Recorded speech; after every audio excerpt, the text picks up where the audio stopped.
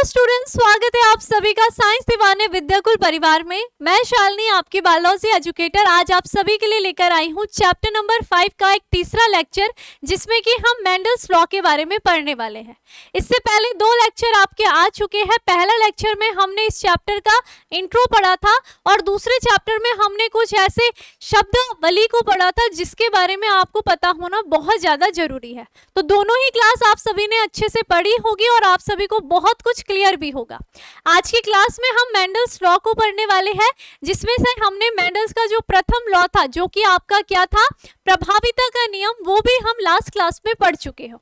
मुझे उम्मीद है आपसे कि आप सभी रिवीजन जरूर कर रहे होंगे, क्योंकि यहाँ पर आपके ये जो लॉ वाले क्वेश्चन है, ये जो मेंडल्स के नियम है, ये क्वेश्चन बनता है आपके बोर्ड एग्जाम के लिए। तो इसलिए आप जब भी क्लास ले रहे हो, एक बार घर पे बैठ करके क्लास के बाद उसका रिवीजन जरूर करो, ठीक है। तो चलिए फिर बिना देरी के साथ स्टार्ट करते हैं। सभी को गुड इवनिंग, जितने बच्चे हमारे साथ जुड़ गए हैं, ठीक है। अब देखते हैं। सबसे पहले मैं अगर आपको बता दूं कि आप सभी ने देखा जो मेंडल जी थे, उन्होंने अपने 7 साल अपने प्रयोग करने में निकाले एक उद्यान में बैठ करके, और साथ ही साथ उस 7 साल के पश्चात उन्होंने कुछ नियमों को दिया। उन 7 साल में उन्होंने 3 नियम दिए थे। प्रथम नियम था आपका प्रभाविता का नियम, प्रभाविता का नियम, जिसे हमने कहा लॉ ऑफ डोमिनेंस। दूसरा आपका आता है, जो आप पढ़ोगे आज की क्लास में, वियोजन, या हम इसी को कहते हैं पृथक्करण, या इसी को हम कहते हैं शुद्धता।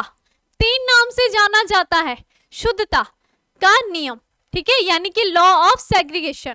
तो ये आपने ध्यान रखना है, ठीक है। और तीसरा लॉ होता है, ये आएगा आपका क्या, स्वतंत्र अपवहन का नियम, स्वतंत्र अपवहन का नियम, स्वतंत्र अपवहन का नियम, ठीक है, यानी कि लॉ ऑफ इंडिपेंडेंट असॉर्टमेंट। तो ये 3 लॉ आपके जो मेंडल जी थे, उन्होंने अपने 7 साल के प्रयोग के पश्चात दिए थे, जिनमें आपने देखा था कि हमने क्या पढ़ लिया था, हमने पढ़ लिया था प्रभाविता के नियम को। तो प्रभाविता का नियम क्या था, जब मेंडल जी ने लक्षणों को एक जोड़ी, यानी कि यहाँ पर क्या कराया था, मेंडल ने एकल संकर क्रॉस कराया था। तो एक जोड़ी लक्षण को लेकर के एकल संकर क्रॉस कराया था, यानी कि एक जोड़ी लक्षण को लेकर के जब 2 अलग अलग प्रवृत्तियों के मध्य में संकरण कराया, तो उसके पश्चात उन्होंने देखा कि प्रथम पीढ़ी में एक जो गुण था वो अपने आप को प्रदर्शित कर रहा था। जो लंबा पौधा था, लंबे और बौने पौधे के मध्य में जब संकरण की क्रिया कराई, तो लंबे पौधे जो था वो क्या कर रहा था, अपने आप को प्रदर्शित कर रहा था, और बौने पौधे ने अपने आप को छुपा दिया था। जिसने अपने गुण को प्रदर्शित करा उसे हमने क्या कहा कि वो क्या है, प्रभावी है ना, और जिसने अपने आप को छुपा दिया उसे हमने क्या कहा, अप्रभावी कहा। लेकिन वो जो युग्मनज बना था, वो जो संतति बनी थी, उसमें क्या था, ये जो बौनेपन का जीन था वो क्या था, छुपा हुआ था, जो कि हमें कहाँ दिखा था, F2 पीढ़ी में। जब हमने वापस से प्रथम पीढ़ी का स्वपरागण की क्रिया कराई, तो उसके पश्चात हमने देखा कि यहाँ पर लंबे पौधों के साथ एक बौना पौधा भी प्राप्त हुआ है, ठीक है। तो ये पूरा जो नियम था वो हमारा क्या था, प्रभाविता का नियम, मेंडल का प्रथम लॉ था। ये बात आपको क्लियर है, और अच्छे से आपने लास्ट यानी कि कल की क्लास में बहुत अच्छे से सीख भी लिया था, है ना। इसके बाद आज की क्लास में हम पढ़ेंगे वियोजन के नियम को। वियोजन का नियम, जिसे हम पृथक्करण या शुद्धता का नियम भी कहते हैं। क्यों कहते हैं इसके बारे में भी बताएंगे। तो ये भी आपके कहीं ना कहीं आपका ये जो प्रभाविता का नियम अगर आपने पढ़ लिया है, तो फिर आपको बहुत अच्छे से क्लियर हो जाएगा, क्योंकि वियोजिता का नियम का प्रयोग हम प्रभाविता के नियम में भी करते हैं और स्वतंत्र अपवहन के नियम में भी करते हैं। तो देखो वियोजन का नियम क्या कहता है, ठीक है। प्रभाविता के नियम में मैंने आपको कल ये स्लाइड दी थी, ये भी मैंने आपको बता दी है, ठीक है। तो आप इसको पढ़ करके आपको और ज्यादा इजी हो जाएगा, ठीक है। लेकिन नोट्स की बात होगी तो हम आपको दे देंगे वो भी, ठीक है। अब आ जाते हैं हम पृथक्करण के नियम में, यानी कि यहाँ पर क्या हो रहा है, यहाँ पर बताएंगे कि आखिर ये नियम जो वियोजन का नियम है, पृथक्करण का नियम है, ये क्या कहता है। तो मेंडल का जो पृथक्करण का नियम है वो क्या कहता है, जब भी जनक से कोई संतति का निर्माण होगा, ठीक है, तो उससे पहले क्या होगा, युग्मकों का निर्माण होगा, और युग्मक क्या होते हैं, एक दूसरे से स्वतंत्र बनेंगे, ठीक है, तो ये ध्यान रखना है कि इन्होंने क्या कहा, इस नियम के अनुसार युग्मकों के निर्माण के समय लक्षणों को प्रदर्शित करने वाले कारक, ठीक है, सबसे पहले जनक थे, जनक से क्या बनेंगे, युग्मक बनेंगे। तो युग्मकों को, उन युग्मकों को प्रदर्शित करने वाले जो उनके अंदर जीन होंगे वो कैसे होंगे, वो पृथक पृथक होकर के, अलग अलग होकर के युग्मकों में जाते हैं। ठीक है, अब इसको एग्जाम्पल से कैसे समझो, समझो जरा, बहुत ही अच्छे तरीके से समझाऊंगी मैं। ये क्या था, जनक था, है ना। तो जनक में मेंडल जी ने लंबा पौधा लिया, लंबा पौधा लिया, और दूसरा क्या लिया था, बौना पौधा लिया, है ना। लक्षण क्या लिया था, पौधे की ऊंचाई का, लंबा पौधा और बौना पौधा दिया। अब आपको देखो यहाँ पर क्या होता है, जो लंबा पौधा है उसके लिए हम एलील किसका प्रयोग करते हैं, कैपिटल टी का, जिन्हें हम एलील या हम क्या कहेंगे, कारक भी कहेंगे, है ना। और यहाँ पर बौनेपन के लिए हम क्या करते हैं, स्मॉल टी का यूज करते हैं। अब जनक क्या करेंगे, पहले अपने युग्मकों का निर्माण करेंगे, उसके पश्चात ही वो आपस में संलयित होंगे, है ना। तो जब भी क्या होगा, इससे क्या बनेगा, जनक से युग्मक बनेगा। ठीक है, ये जो युग्मक बनेंगे, यहाँ पर जो युग्मक बनेंगे वो कैसे बनेंगे, ये युग्मक बन गए। ठीक है, ये क्या बन गए, युग्मक बन गए। ठीक है, अब इन युग्मक में जो कारक होंगे, ये जो कारक है ना, ये कैसे आएंगे, अलग अलग आएंगे, पृथक पृथक आएंगे। ये बात आपको ध्यान रखना है। तो जैसे कि मैंने ये युग्मक बनाया, तो इसके लिए ये क्या आ गया, ये युग्मक आ गया। इसके लिए क्या आ गया, ये युग्मक में कौन सा कारक आएगा, कारक को क्या कहा, जीन कहा ना, तो इसके लिए ये अलग से क्या आएगा, ये जीन यहाँ पर आ जाएगा। ठीक है, फिर इसके लिए इस युग्मक में कौन सा जीन आ गया, ये आ गया, और इसमें क्या आएगा, ये आ जाएगा। तो आप जब भी यहाँ पर किसी भी जीव के मध्य में, किसी भी जीव के मध्य में आप क्या करा रहे हो, संकरण करा रहे हो, तो जो युग्मकों में कारक आते हैं वो कैसे आएंगे, पृथक पृथक आते हैं। ठीक है, अब एक एग्जाम्पल तो आपने ये समझ लिया। ठीक है, इसमें तो हम क्या लेते हैं, दोनों में समानता देखी, ये समयुग्मजी है तो हम इसमें क्या लेंगे, कैपिटल टी को लेंगे। ये भी समयुग्मजी है तो इसमें हम क्या कर लेंगे, ये स्मॉल टी को लेंगे। ठीक है, लेकिन मेन बात याद रखनी है कि युग्मक में जो क्या होंगे, कारक होंगे, वो स्वतंत्र रूप से आ रहे हैं। ठीक है, फिर बाद में उसका क्या हो जाएगा, संकरण हो जाएगा, और फिर इसके पश्चात हमें संतति क्या मिल रही है, कैपिटल टी स्मॉल टी मिल रही है। तो एक एग्जाम्पल से आपने वियोजन के नियम को समझ लिया। दूसरा एग्जाम्पल फिर देती हूं मैं आपको। ठीक है, तो वियोजन नियम के अनुसार क्या है, युग्मकों में कारक, युग्मकों में कारक किसकी बात कर रहे हैं, जो मेंडल जी ने जीन की बात करी है ना। तो जीन का दूसरा रूप ही क्या है, एलील भी है ना।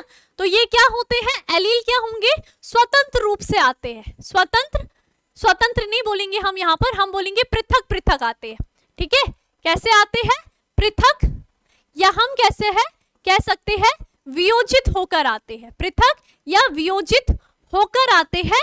इसी को हमने क्या कहा है, मेंडल का वियोजन का नियम कहा है, होकर आते हैं, और इसी को हमने क्या कहा है, मेंडल का वियोजन नियम, या हम पृथक्करण का नियम कहते हैं। अब दूसरे एग्जाम्पल से कैसे समझेंगे, अगर हम ऐसे नहीं करेंगे, अगर यहाँ पर युग्मक एक साथ आएंगे तो फिर जो संतति आएगी वो हमारी कैसी आएगी, अशुद्ध आएगी।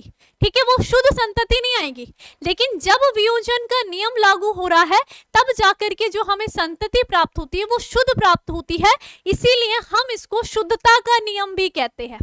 पृथक्करण का नियम, पृथक मतलब अलग अलग, तो मैंने यहाँ पर बात कर दी कि युग्मकों में जो कारक होते हैं वो पृथक या वियोजित होकर के आते हैं, इसलिए हमने इसको पृथक्करण और वियोजन का नियम कहा। लेकिन इसको शुद्धता का नियम क्यों कह रहे हैं, क्योंकि जब युग्मकों में जो कारक होंगे वो अलग अलग आएंगे, तभी जाकर के जो हमें संतति प्राप्त होगी वो कैसी होगी, शुद्ध प्राप्त होगी। इसीलिए हमने इसको क्या कहा है, शुद्धता का नियम भी कहा है। तो इसका दूसरा नाम क्या होता है, शुद्धता का नियम भी हम इसे कहते हैं। तो आप सभी को ये मेंडल का जो दूसरा लॉ है वो क्लियर हो गया होगा। अब एक एग्जाम्पल से मैं समझा देती हूँ। जैसे कि आपको पता है कि मेंडल जी ने क्या करा, एक लंबा पौधा लिया, है ना, लेकिन इसकी इस बार जो जीनी संरचना है वो कैसी है, कैपिटल टी स्मॉल टी है, होगा इसमें प्रभावी क्या, लंबापन होगा ना। ठीक है, दूसरा पौधा क्या लिया, बौना पौधा लिया, वो क्या था, कैपिटल टी था। अब अगर यहाँ पर जब युग्मक बनेंगे, ठीक है। और सोचो अगर यहाँ पर वियोजन का नियम लागू नहीं होगा और सीधा के सीधा युग्मक जो हमारे बन रहे हैं, हमारे जो युग्मक बन रहे हैं उसमें ये एक साथ आ रहे हैं, ठीक है, तो क्या आप कभी इसके संकरण करा सकते हो? यहाँ पर जो आप संकरण कराओगे वो तो आपको अशुद्ध प्राप्त होगा, है ना। तो इसीलिए यहाँ पर हम क्या करेंगे, वियोजन के नियम का पालन करेंगे। यानी कि उन्होंने ये बताया है, उन्होंने अपने प्रयोग से देखा था कि जब युग्मक बन रहे थे तो ये युग्मक पृथक पृथक होकर के आ रहे थे। जैसे कि इस लंबेपन के जब जीन से युग्मक बन रहे थे, इस लंबे पौधे से जब युग्मक बन रहे थे तो वो युग्मक कैसे बन रहे थे, ये दो युग्मक बन रहे हैं, ठीक है, ये युग्मक बन रहे हैं। तो एक जीन क्या होगा, अलग आएगा, कैपिटल टी यहाँ आएगा और दूसरा क्या आएगा, यहाँ आ जाएगा युग्मक, है ना। ठीक उसी तरीके से बौनेपन के जब युग्मक बन रहे थे तो उसमें क्या हुआ, एक स्मॉल टी और दूसरा स्मॉल टी इस युग्मक में आ रहे थे। जो युग्मकों में जो कारक थे वो अलग अलग आ रहे थे, तब जाकर के जब आप संतति बनाओगे तो वो अलग अलग बनेगी, है ना। तो फिर आपने देखा था, अब आप इनका आसानी से क्या करा सकते हो, संकरण करा सकते हो। तो फिर संतति कैसे प्राप्त होगी, आपको शुद्ध होगी, capital T small T, capital T small T, capital T small T, है ना। फिर देखो संतति स्मॉल टी और फिर ये क्या हो जाएगा, स्मॉल टी, यानी कि ये जो संतति बनी है वो कैसी बनेगी, शुद्ध बनेगी। कॉन्सेप्ट क्लियर हो गया होगा आप सभी को। वियोजन का नियम यानी कि युग्मकों में युग्मक बनते समय कारक पृथक पृथक होकर के युग्मकों में प्रवेश करते हैं। Concept clear. तो प्रभाविता का नियम आपको क्लियर हो गया है। वियोजन का नियम अगर आपसे कहीं भी पूछ लिया जाएगा तो आपको ये बात का ध्यान रखना है। और ये जो वियोजन का नियम है ये आपने देखा प्रभाविता के नियम में भी, हम जब युग्मकों का निर्माण कर रहे हैं तो कारकों को स्वतंत्र रख रहे हैं ना, अलग अलग रख रहे हैं। उसी तरीके से अभी मैं आपको स्वतंत्र अपवहन के नियम में भी ये वियोजन का नियम लागू होते हुए बताऊंगी। क्लियर हो गया। तो ये आपका था वियोजन का नियम। अब चलते हैं हम मेंडल के जो तीसरा लॉ था वो था आपका स्वतंत्र अपवहन का नियम। तीसरा लॉ क्या कहता है, स्वतंत्र अपवहन का नियम। तो देखो स्वतंत्र अपवहन का नियम कहता क्या है, पहले इसके बारे में देखिए। स्वतंत्र अपवहन नियम के अनुसार, अब देखो मैंने आपको कल की क्लास में बताया था ना, जो स्वतंत्र अपवहन का नियम है वो किसका पालन कर रहा है, द्विसंकर क्रॉस का, है ना, द्विसंकर क्रॉस का पालन करता है ना, द्विसंकर क्रॉस का पालन करता है। अर्थात यहाँ पर दो जोड़ी विपर्यासी लक्षणों को लेते हो आप, दो जोड़ी विपर्यासी लक्षणों को लेते हो और उनके मध्य में क्या कराओगे, संकरण कराओगे। साथ ही साथ यहाँ पर क्या होती है, दो जीन की वंशागति होती है। कितने जीन की, दो जीन की वंशागति होती है। ये भी आपने ध्यान रखना है। यहाँ पर दो जीन की वंशागति कैसे होगी, जो भी आपने लक्षण लिए होंगे उन दो लक्षणों के अलग अलग जीन वहां पर संतति में आते हैं। जैसे प्रभाविता के नियम में केवल एक जीन की वंशागति हुई, है ना। जैसे हमने लंबे और बौने पौधे को लिया तो यहाँ पे लंबेपन ने अपने गुण को दिखाया, तो यानी कि एक जीन की वंशागति हुई। और यहाँ पर दो गुणों की आप देखोगे, दो गुण देखने के लिए मिलेंगे, तो दो जीन की क्या हुई है, वंशागति भी है। दो जीन आगे चल करके पीढ़ी में गए हैं। इतना कॉन्सेप्ट क्लियर है। अब स्वतंत्र अपवहन का नियम आखिर कहता क्या है, पहले इसको समझिए और फिर मैं आपको इसको पूरे चार्ट से समझाती हूँ। क्लियर हो गया। चलो अब देखो स्वतंत्र अपवहन के नियम के अनुसार क्या होता है। देखो जब दो लक्षणों को लेकर के संकरण कराया जाता है, दो लक्षणों को लेंगे उनके मध्य में संकरण कराएंगे तो दोनों लक्षणों के जीन, उनके जो जीन होते हैं वो स्वतंत्र रूप से युग्मकों में चले जाते हैं। स्वतंत्र रूप से क्या होंगे, युग्मकों में जाते हैं और स्वतंत्र रूप से अपने लक्षण को प्रकट करते हैं। युग्मकों में जाएंगे भी और अपने अपने लक्षणों को प्रकट भी करेंगे। ठीक है। एक लक्षण के जीन का, यानी कि एक लक्षण का जो जीन होगा वो दूसरे लक्षण के जीन की वंशागति को प्रभावित नहीं करता है। जो युग्मक के जीन होंगे वो स्वतंत्र रूप से क्या करेंगे, अपने आप को प्रदर्शित करेंगे। किसी भी एक जीन का या एक लक्षण का दूसरे की वंशागति पर कोई भी प्रभाव नहीं पड़ता है। इसीलिए हमने इसको क्या कहा है, स्वतंत्र अपवहन का नियम कहा है। इसके बारे में भी डिटेल करते हैं। पहले हम देखते हैं कि मेंडल जी ने जो स्वतंत्र अपवहन का नियम दिया था उसमें दो विपर्यासी लक्षण आखिर लिए क्या थे, है ना। तो वो जो दो विपर्यासी लक्षण थे, दो विपर्यासी लक्षण थे वो क्या थे, वो क्या थे, बीज से संबंधित थे। किससे संबंधित थे, बीज से संबंधित थे। तो उन्होंने क्या लिया, उन्होंने एक तो बीज के आकार को लिया, ठीक है, और दूसरे बीज के क्या लिया, रंग को लिया। ठीक है, रंग को लिया, प्रभावी गुण को भी और अप्रभावी गुण को भी। ये बात क्लियर है। तो चलिए अब हम जनक को बना देते हैं। तो यहाँ पर हम स्वतंत्र अपोहन नियम को कुछ इस तरीके से समझते हैं। सबसे पहले मैं यहाँ पर बना देती हूँ जनक को। ये कौन है? जनक है। तो जनक में देखो उन्होंने क्या लिया, उन्होंने क्या लिया, एक गोल बीज लिया, गोल बीज लिया, और वो गोल बीज कैसा था? पीला था। ठीक है, कैसा था? पीला था। तो हम इसको कह सकते हैं कि जनक क्या है? गोल पीला बीज। क्लियर हुआ? गोल पीला बीज, कॉन्सेप्ट क्लियर? प्रभावी गुण है इसका, है ना। दूसरा क्या लिया उन्होंने? दूसरा जो बीज लिया वो कैसा लिया? झुर्रीदार बीज लिया। ये जो बीज था ये क्या था? झुर्रीदार बीज था, है ना। और इसका कलर कैसा था? हरा कलर था। ठीक है, तो ये उसका प्रभावी जनक हो गया और ये उसका क्या हुआ? अप्रभावी जनक।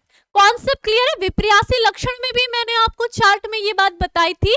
बीज के गुण की बात करें तो दो लक्षण कौन कौन से हो गए? एक तो उसका आकार गोल झुर्रीदार, और रंग क्या हो गया? पीला और हरा। कॉन्सेप्ट क्लियर है? ठीक है, तो ये बात आपने ध्यान रखनी है। अब देखो इनको प्रदर्शित कैसे करना है, क्योंकि यहाँ पर हमें प्रदर्शित करके ही हम उनका संकरण करा सकते हैं। तो देखो गोल बीज को इन्होंने कैसे प्रदर्शित करा? गोल को कैसे करा? कैपिटल आर से प्रदर्शित करा। ठीक है, और पीले को कैसे करा?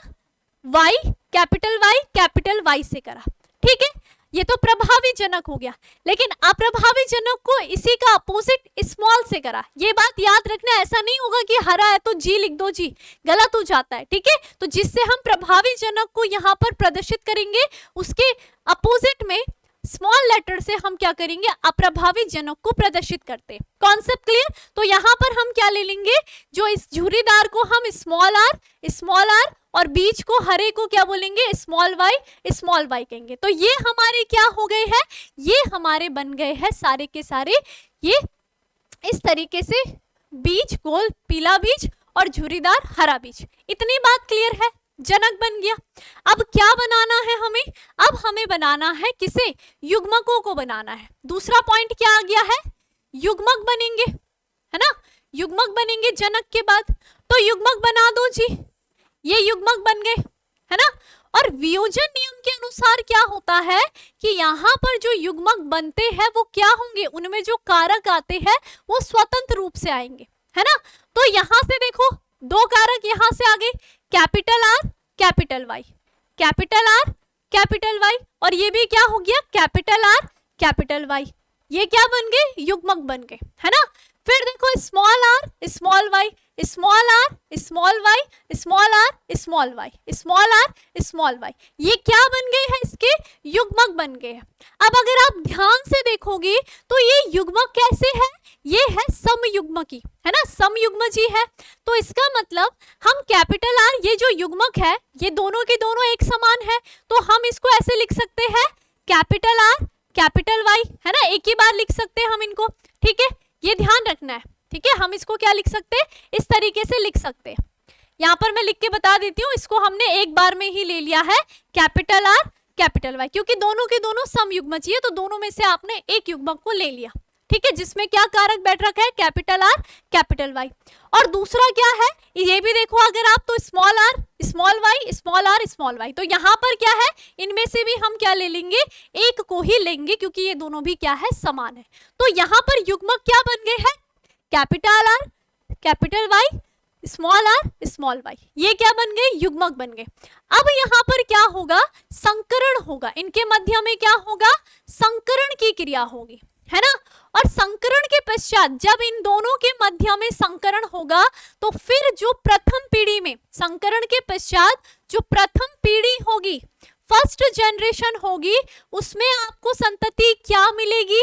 जाहिर सी बात है कि मेंडल्स लॉ के अकॉर्डिंग प्रभावी, है ना, ये वाली मिलेगी, प्रभावी जनक की मिलेगी। तो वो क्या मिलेगी? लेकिन उसकी जीनी संरचना अलग होगी। कैसे? देखो हमें क्या मिलेगी संतति? यहां मिलेगी, ये क्या मिलेगी? कैपिटल आर कैपिटल वाई और स्मॉल वाई, ये क्या मिलेगी आपको? संतति मिलेगी प्रथम पीढ़ी में।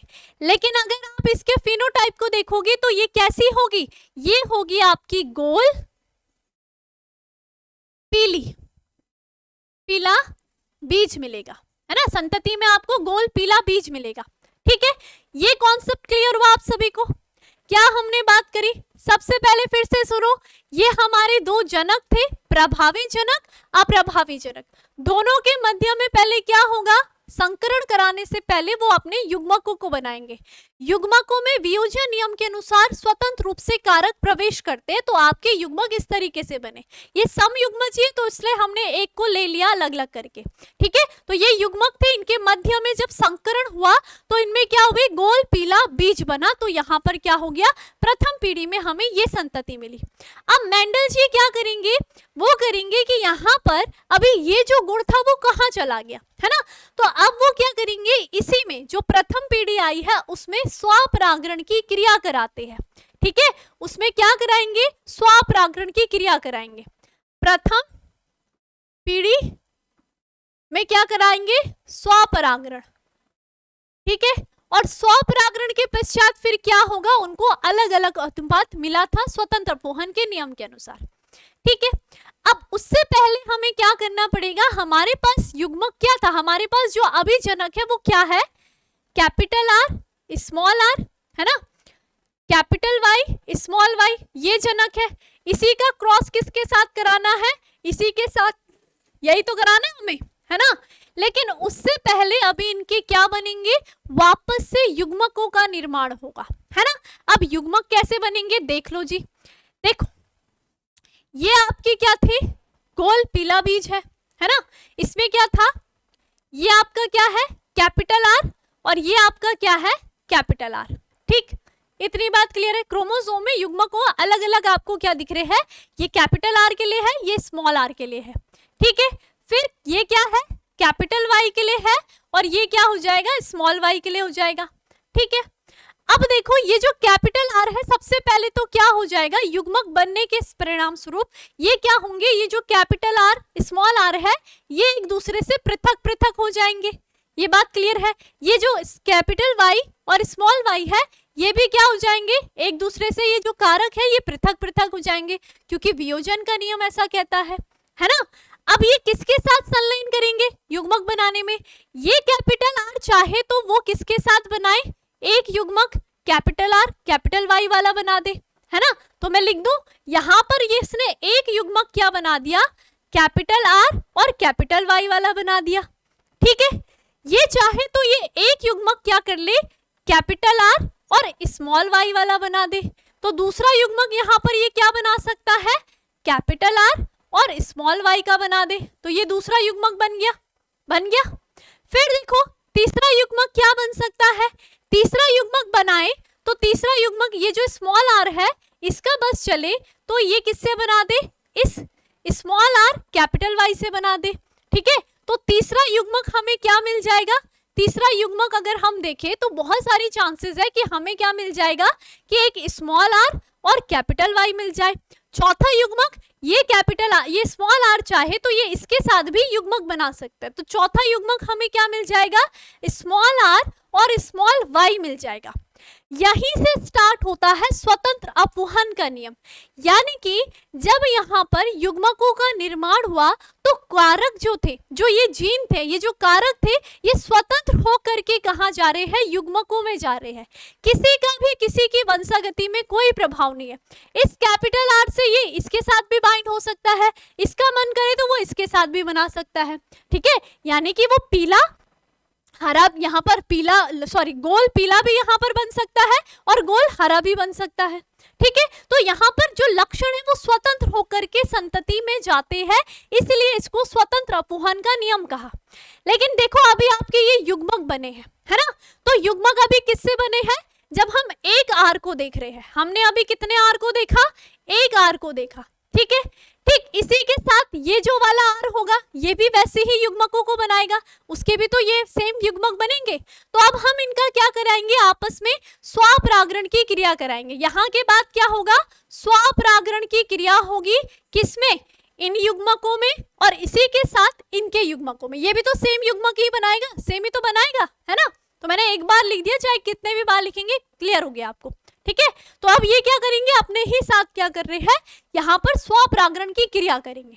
अब यहाँ पर याद रखना है, वैसे मुझे आपको ये प्रभाविता के नियम में ही बता देना चाहिए कि मेंडल जी ने जब ये स्वपरागण की क्रिया करा रहे थे तो काफी ज्यादा कंफ्यूजन हो रहा था, क्योंकि ये इतना सारा सांख्यिकी का प्रयोग कर रहे थे, गणितीय विश्लेषण कर रहे थे, तो काफी खिचड़ी पक जाती थी, है ना। तो फिर इनके साथ ही एक वैज्ञानिक थे, रेजिनॉल्ड सी पुनेट। तो ये जो वैज्ञानिक थे, इन्होंने यहाँ पर इनको क्या बताया, उन्होंने एक पुनेट वर्ग के बारे में बताया। किसके बारे में बताया था, पुनेट वर्ग के बारे में बताया था, ठीक है, जिसके अंतर्गत रख करके इन्होंने क्या करा, युग्मकों का संलयन कराया। जब स्वपरागण की क्रिया कराई तो युग्मकों को इस पुनेट वर्ग में ही इसके अंदर क्या कराया, उन्होंने क्रिया करवाई, ठीक है। रेजिनॉल्ड सी पुनेट उनका नाम था, ठीक। लेकिन ये प्रभाविता के नियम से स्टार्ट हो गया था, आप प्रभाविता के नियम को भी पुनेट वर्ग के अंदर रख सकते हो। चलो, पुनेट वर्ग कैसा होता है इसके बारे में मैं आपको बता देती हूँ। कुछ इस तरीके से हम संरचना बना देते हैं, ठीक है। ये इस तरीके से स्वतंत्र पोहन नियम में लागू हो रहा है, तो आप इस तरीके से क्या कर लो, ये डायग्राम बना सकते हो, ठीक है। अच्छे से बनाना है, ऐसा नहीं कि मैं बना रही हूँ, आप भी इसको प्रैक्टिस करो, साथ ही साथ लिखते भी रहो, ठीक है, ताकि आप भी क्या करो, अच्छे से इसको सीख जाओ। एग्जाम में पूछे जाने की संभावनाएं है, तो अच्छे तरीके से आप बनाओगे तो अच्छे तरीके से नंबर भी मिलेंगे, ठीक है। अब हमारे पास क्या क्या थे, हमारे पास कौन कौन से यहाँ पर क्या क्या युग्मक बने थे, बताओ जरा, हमें युग्मक जो प्राप्त हुए थे वो कौन कौन से, कैपिटल आर कैपिटल वाई, है ना, एक बार यहाँ लिख दो, एक बार यहाँ कैपिटल आर कैपिटल वाई, फिर कैपिटल आर स्मॉल वाई, एक बार यहाँ कैपिटल आर स्मॉल वाई, फिर स्मॉल आर कैपिटल वाई, फिर यहाँ पर लिखो स्मॉल आर कैपिटल वाई, फिर यहाँ पर लिखो स्मॉल आर स्मॉल वाई, और यहाँ पर लिख दो स्मॉल आर स्मॉल वाई। ये क्या थे, हमारे दोनों के दोनों यहाँ पर युग्मक थे। हमने स्वपरागण कराया ना, तो वो जो हमारा क्या निकला था, आर कैपिटल स्मॉल वाई, ठीक है, कैपिटल वाई, ये जो ये निकला था, इसी का हमने इसके साथ ही क्या कराया, संकरण कराया, तो हमें ये युग्मक मिले, एक इसका युग्मक यहाँ और इसका युग्मक यहाँ रख दिया। क्लियर हुई इतनी बात। अब इनके मध्य में हमें स्वपरागण की क्रिया करानी है और देखना है कि आखिर संतति का अनुपात क्या निकलता है, ठीक है। तो चलिए इनके संकरण कर लेते हैं, देखो क्या क्या है, देखते हैं, ध्यान से देखना है बहुत ही अच्छे तरीके से। देखो कैपिटल आर यानी कि ये क्या बन जाएगा, capital R capital Y, clear. फिर दूसरा देखो, capital R capital Y small Y, clear. फिर capital R small R capital Y, clear. फिर दूसरा capital R capital Y small Y, ये बन गया आपका पहला, ठीक है। फिर दूसरा capital R capital Y small Y, clear. फिर कैपिटल आर स्मॉल वाई, संकरण कराते रहो, ठीक है। ये देखो, ये कैपिटल आर, फिर ये स्मॉल आर, फिर ये देखो ये स्मॉल वाई, और ये क्या हो गया, कैपिटल वाई, क्लियर, इस तरीके से। फिर देखो, फिर यहाँ पर ये कैपिटल आर, फिर यहाँ पर स्मॉल वाई, ये भी क्लियर। फिर उसके बाद अगला देखो, capital R small R capital Y, clear. फिर अगला कैपिटल आर स्मॉल आर, फिर कैपिटल वाई और स्मॉल वाई, ठीक है।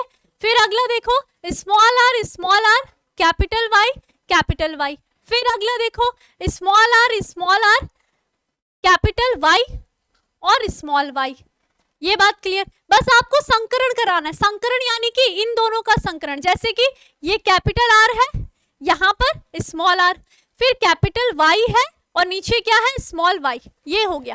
फिर उसके बाद कैपिटल आर, ठीक है, फिर यहाँ पर स्मॉल आर, फिर ये क्या हो गई, स्मॉल वाई, ये संकरण हो रहा है, ठीक है। फिर अगला देखो, small R capital Y small Y, और लास्ट में क्या बनेगा आपका, स्मॉल आर स्मॉल वाई, क्या बन रहा है, स्मॉल आर स्मॉल वाई। तो ये पूरा का पूरा आपका क्या हुआ है, ये हुआ है स्वपरागण, और किसके मध्य में हुआ है, युग्मकों में स्वपरागण की क्रिया हुई है। और यहाँ पर क्या हो रहा है, जो कारक है वो आपको इस तरीके से नजर आएंगे, ठीक है। अब अगर आपको मैं पूछूं कि यहाँ पर जो स्वतंत्र पोहन का फिनोटाइप निकलेगा वो क्या निकलेगा, अगर आप फिनोटाइप पूछते आपसे, ठीक है, फिनोटाइप अनुपात पूछा जाता है, अगर आपसे फिनोटाइप अनुपात पूछा जाएगा तो आपको क्या दिखेगा, क्या दिखेगा? देखो हम यहाँ पर देखेंगे कौन से प्रभावी है ना, तो उनका अनुपात लगाएंगे। तो देखो क्या होगा, फिनोटाइप अनुपात मेंडल के अनुसार क्या निकला है, 9:3:3:1 निकला है। अर्थात यहाँ पर क्या मतलब इसका कि उन्होंने कहा है कि 9 जो थे वो कैसे थे, वो थे पीले गोल, ठीक है, या हम बोलेंगे गोल पीले बीज थे। कैसे थे वो? गोल पीले बीज थे, गोल पीले बीज का अनुपात प्राप्त हुआ, ठीक है। 3 की अगर हम बात करेंगे तो 3 इन्होंने एकदम जनक से भिन्न गुण को देखा, वो क्या थे, वो गोल और झुर्रीदार बीज थे। कैसे थे? गोल और झुर्रीदार बीज थे, ठीक है। फिर 3 अनुपात उन्होंने क्या देखा, 3 उन्होंने देखा कि यहां पर झुर्रीदार क्या थे, झुर्रीदार हरे बीज थे, पीले बीज थे, और एकमात्र यहां पर क्या आया, जनक के समान झुर्रीदार हरा, झुर्रीदार हरा रंग आया, ठीक है, बीज बना, ठीक। अब देखो यहां पर अनुपात को कैसे देखना है, ठीक है। पहले 9 हमने गोल पीले देखने, तो आप देखो कि इसमें 9 गोल पीले कौन कौन से, ठीक है। तो मैं इसको व्हाइट कलर से लिख कर देती हूँ या येलो कलर से ही कर लेंगे।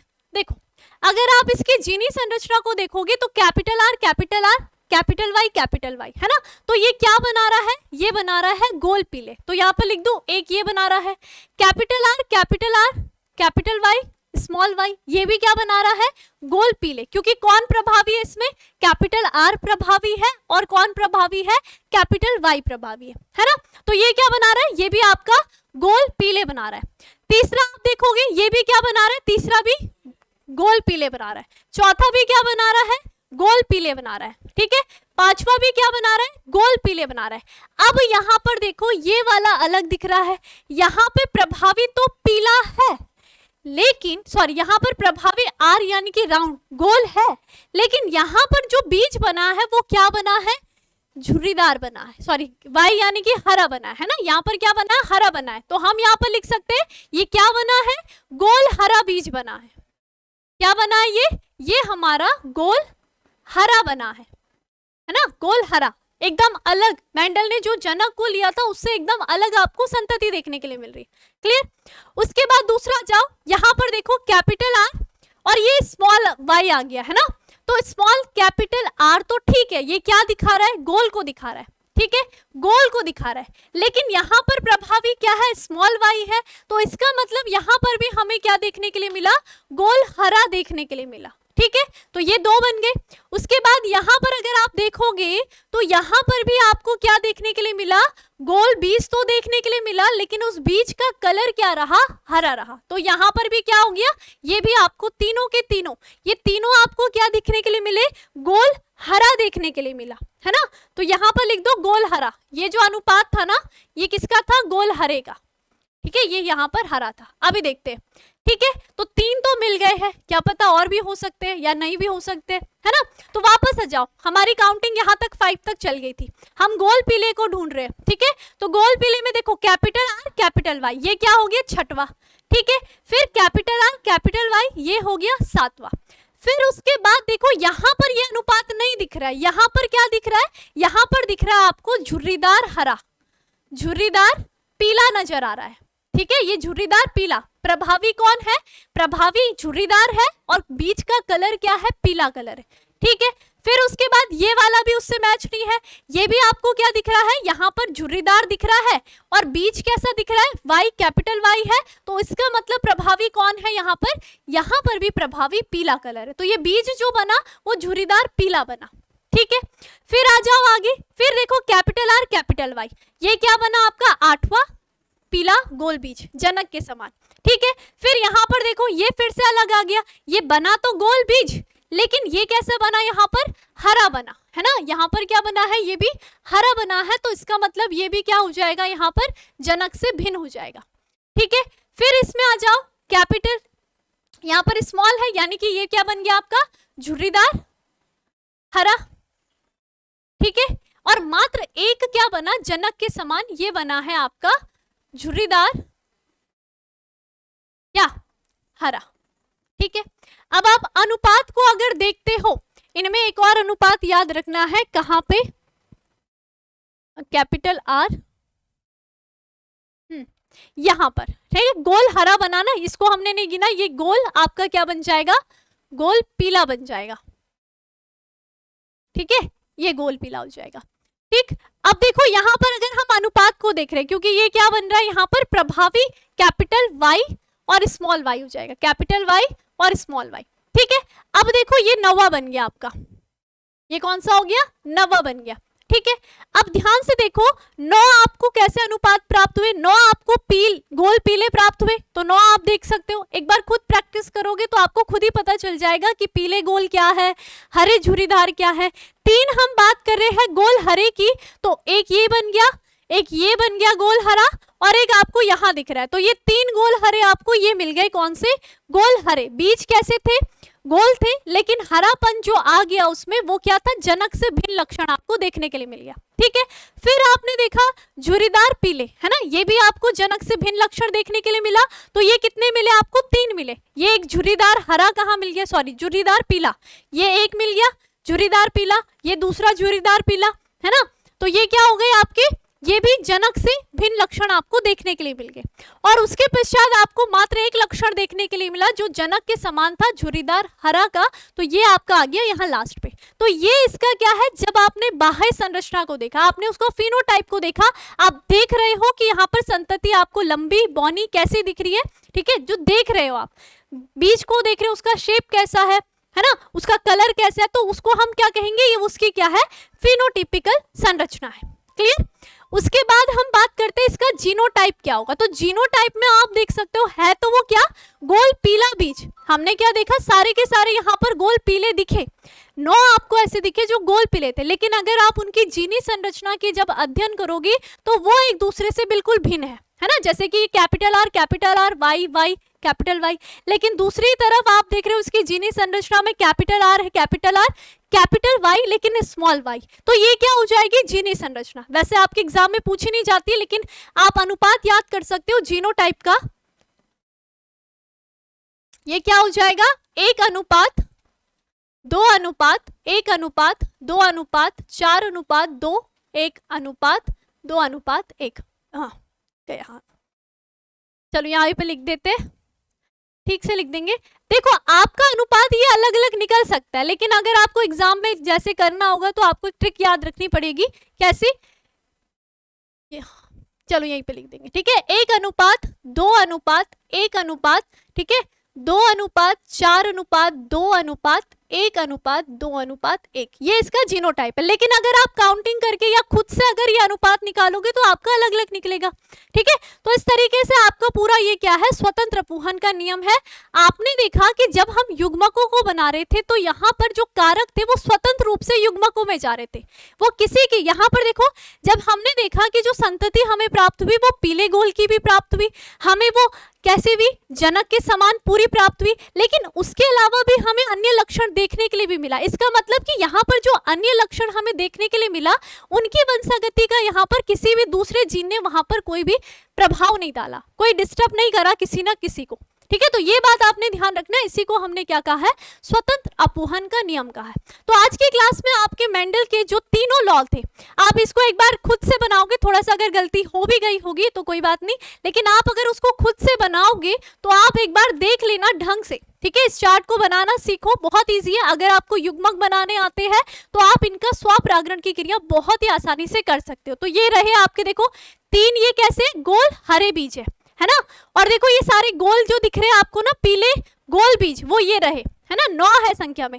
और अगर हम बात कर रहे हैं झुर्रीदार पीले बीज की तो वो ये रहे, ये वो क्या है, झुर्रीदार पीले बीज है ना, और एकमात्र आपको जनक के समान वो दिख रहा है, कौन था वो, झुर्रीदार हरा बीज। ठीक है, तो ये 2 तो लक्षण, पीला गोल और झुर्रीदार हरा, जनक के समान लक्षण था, लेकिन उसके अलावा भी हमें 2 अनुपात और मिले, वो कैसे थे, जनक से भिन्न थे। क्लियर हो गया। ठीक है, एक बार रिवीजन जरूर करना है, तीनों लॉ के बारे में बहुत ज्यादा इंपॉर्टेंट है आपके एग्जाम की दृष्टि से भी। ठीक है, तो चलिए फिर आज के लिए इतना ही। अब ये जो आगे की क्लास है वो हम नेक्स्ट क्लास में पढ़ेंगे। इसके साथ ही अगर आपको पीडीएफ नोट्स की बात बताऊं तो आप सभी को हमारे टेलीग्राम ग्रुप को ज्वाइन जरूर करना है। ठीक है, तो टेलीग्राम ग्रुप आप सभी को पता होना चाहिए, टेलीग्राम ग्रुप का नाम है साइंस दीवाने विद्याकुल। आप इस ग्रुप को ज्वाइन करेंगे और यहाँ पर क्लास के तुरंत बाद आपको पीडीएफ नोट्स मिल जाएगी, ठीक है। तो स्पेलिंग भी सही डालो और जहां पर ज्यादा बच्चे जुड़े हुए हैं उस ग्रुप को ज्वाइन करो। साथ ही साथ हमारा एक और यूट्यूब चैनल है, वो है आपका साइंस दीवाने शॉर्ट स्ट्रीम से, आप इसको भी सब्सक्राइब करिए।